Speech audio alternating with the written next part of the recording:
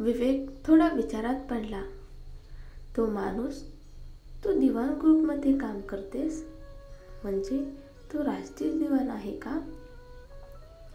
काव्या क्षणभर थांबली. तू त्यात पाय घालू नकोस, मी सांभाळून घेईन. पण तू इथे राहू कशी शकतेस? तुला मी पैसे देतो, तू दुसरीकडे घर घे.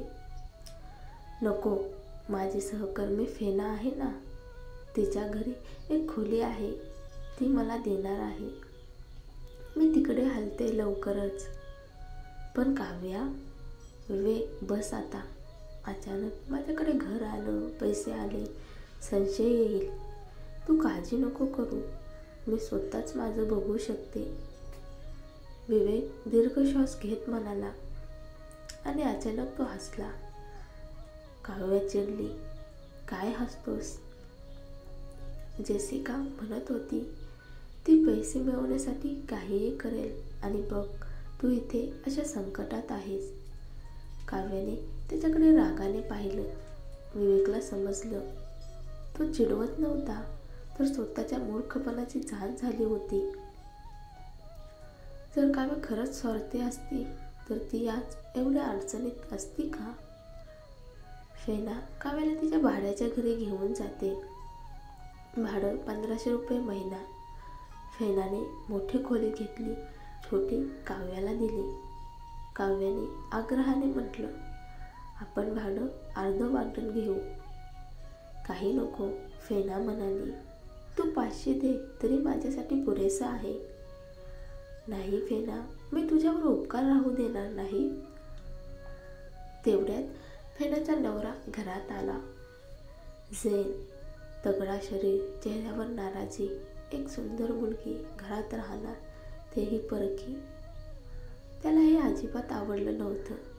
काव्याला जाणवलं.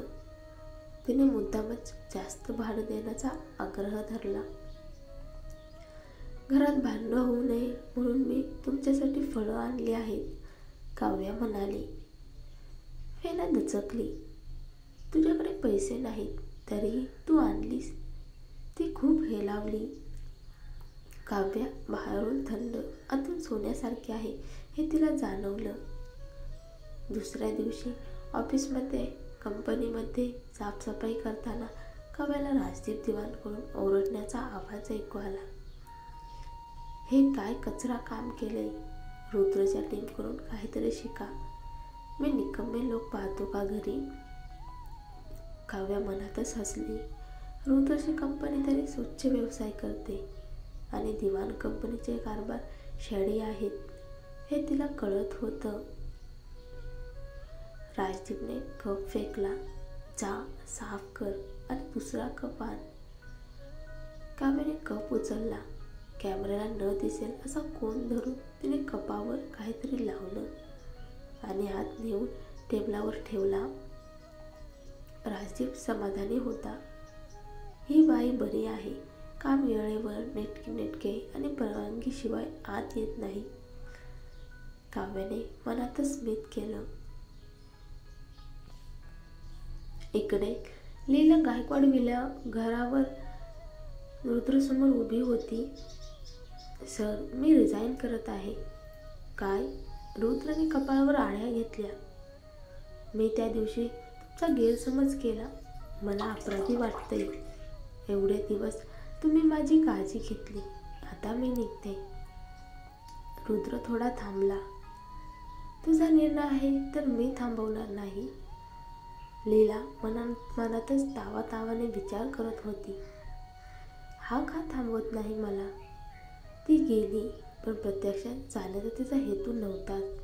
हे सर्व तिचं नाटक होतं. ती रुद्रला ट्रँक्विलायझर्स देत होती, त्यामुळेच तो झोपत होता. एकदा ती गेल्यावर त्याला तिची गरज भासेल, हेच तिचं गणित. आणि मग रात्री रुद्र पुन्हा झोपेत चालू लागला. त्याने स्टडीमध्ये काही महत्त्वाचे पेपर्स फाडून टाकले. सगळे घाबरले. रुद्र बेचैन झाला. आज लीलाने औषध दिलं नाही म्हणूनच. दुसऱ्या दिवशी ऑफिसमध्ये तो चिडचिडा झाला. माधवलाही कळलं की काहीतरी बिनसलं आहे.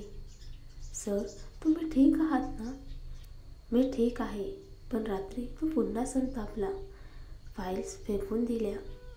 शेवटी त्याने फोन उचलला. माधव, लीलाला शोधून आण. माधव स्तब्ध झाला. सर, पण ती तर ठामपणे निघून गेली होती. कसल्याही मार्गाने तिचा शोध लाव आणि तिला घेऊन ये. रुद्रचा आवाज अस्वस्थ, ताठ आणि स्पष्टपणे नियंत्रण गमावण्याचा उंबरठ्यावर होता. माधवने एक क्षणही न दडवता मान हलवली आणि लगेच मेडिकल कॉलेजकडे रवाना झाला. थोड्याच वेळात त्यातला लीला सापडली. लीलाच्या चेहऱ्यावर खालकसं समाधान, जणू म्हणत होती, माहीत होतं तू येणारच. हेच तर ती पाहत होती. तिच्याच औषधाच्या जोरावर रुद्र काही दिवस शांत झोपू शकला होता. अचानक ती औषधे थांबली आणि त्याचं मन पुन्हा अस्थिर झालं. आणि तो तिला परत बोलावणारच होता. लीला थेट रुद्रच्या समोर उभी राहिली.